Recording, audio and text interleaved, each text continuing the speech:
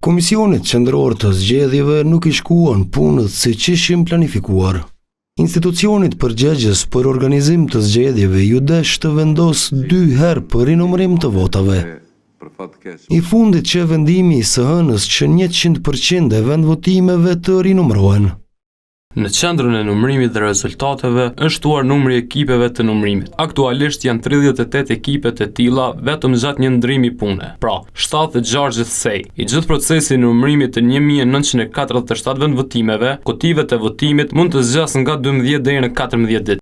Vendimi i KQZ-s po konsiderohet i duhur nga Vullnet Bugaçku, Instituti Demokratik të Kosovës.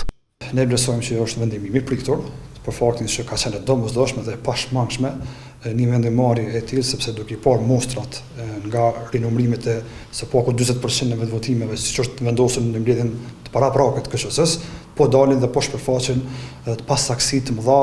Bugaçku thotë se vendimi për rinumërim shton presionin mbi KQZ-n teksa shteti të rrjedhin afatet politike. Unë besoj që rritet edhe presioni në anën e KQZ-s dhe të qendrës së numërimit dhe të rezultateve, në atë mënyrë që një afat sa më shpejt KQZ-ja ta përmbyll suksesshëm këtë proces të rinumërimit dhe të mos humbin kohë në shpalljen e rezultateve dhe certifikimin e tyre, dhe kjo pastaj i hap rrugë me njëherë që të kemi edhe konsultimin e kuvendit, edhe formimin e qeverisë dhe tymin në afatet kushtetuese të zgjedhjes së presidentit.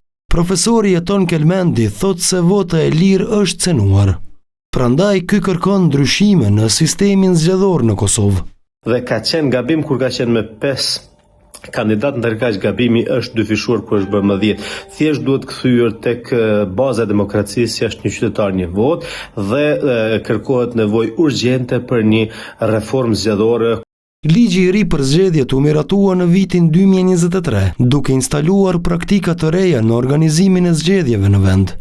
Mes tyre që edhe funksionalizimi i qendrave komunale të numërimit, ku dyshohet se janë bërë devijimet në numërim.